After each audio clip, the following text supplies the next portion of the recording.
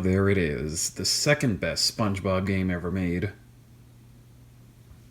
Now, why is this? Well, let's start this review off by talking about its story. And with this being an adaptation of the movie means that it will follow the plot of the movie. So that means you'll be on SpongeBob and Patrick's adventure from the Krusty Krab 2 all the way to Shell City and back again. Although I will say that this retelling is not 100% accurate to the movie, with a few extra levels put in here so they could make the game longer, like them driving through Planktopolis or sliding through the desert. And well, I really have to say that this stuff isn't that bad. I mean, it kind of just adds to the whole thing. Outside of maybe the dream sequence level where, yeah, that's basically just the plot stopping to a halt. So much so to the point that even the narrator says not to bother with that level. Yeah, but nothing too egregious here, especially in comparison to the PC version of this game where they just made shit up. Alright, that's the plot done, so I guess now I'll move on to the gameplay. And well, this is a tried and true 3D platformer, as you'll play as both SpongeBob and Patrick as they run around defeating enemies, destroying crates, and going up against big bosses. But as you run around, you'll also be collecting a whole bunch of stuff,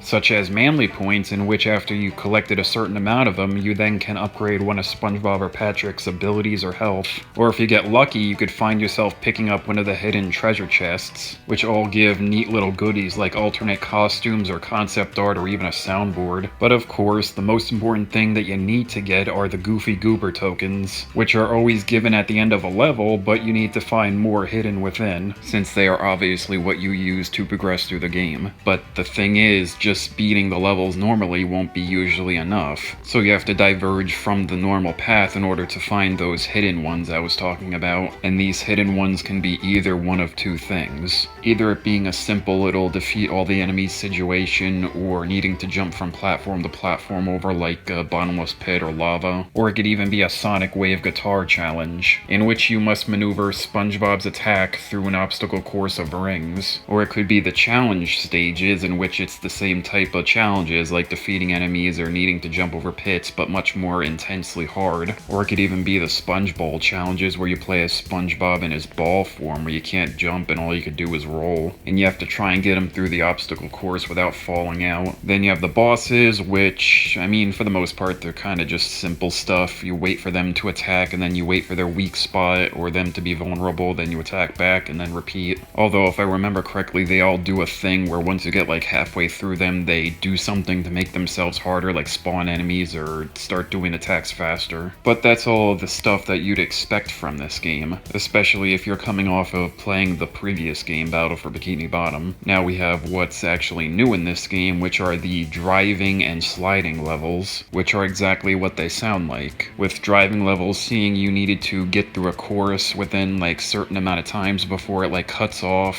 you getting a nitro boosts along the way, as well as you needing to look out for shortcuts to help you out. And then the sliding levels where you need to slide down a slope all the way to the bottom, but at the same time you need to look out for objectives that you need to hit in order for you to open up new routes so you can continue down with them. And then once you're done with the main mission, you can come back and do a time trial or a ring challenge where you have to go through specific rings on a specific route, and then another time trial that's like much harder. But in the end, I will say that these are welcome additions to this game. So yeah, that's the gameplay, and I guess next I'll knock out the soundtrack, which is actually really good.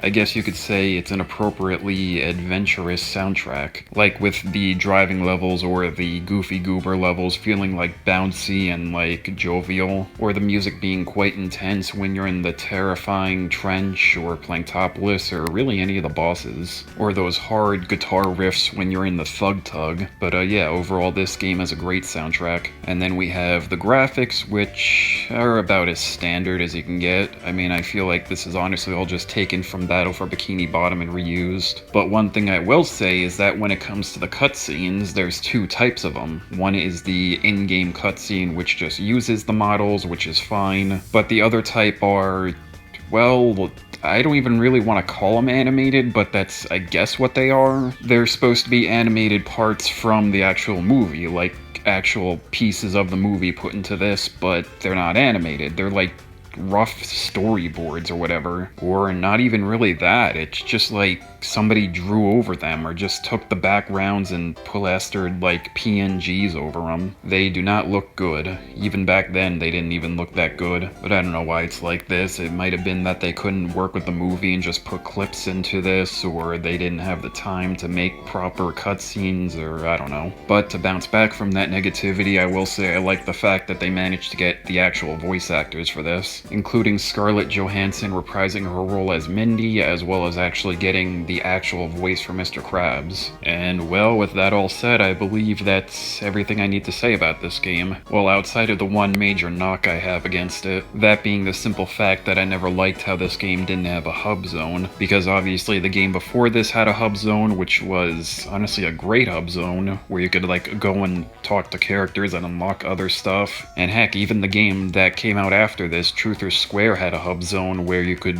I mean, it wasn't as good as Battle for Bikini Bottoms, but you could do stuff in it, like upgrade stuff. And I mean, I kinda get it because, like, what the hell would even be the hub zone here? The Krusty Krab 2? But at the same time, it's just so uninteresting to go to the levels through the menu every time instead of actually walking up to them and choosing them. But hey, this is just a very minor nitpick on my part, and well, that more or less concludes the review.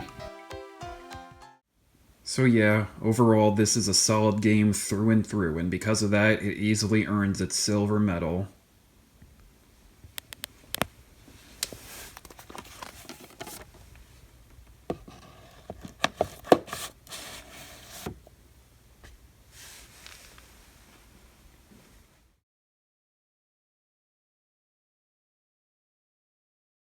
So I asked it before and I'll ask it again, when is the movie game getting rehydrated?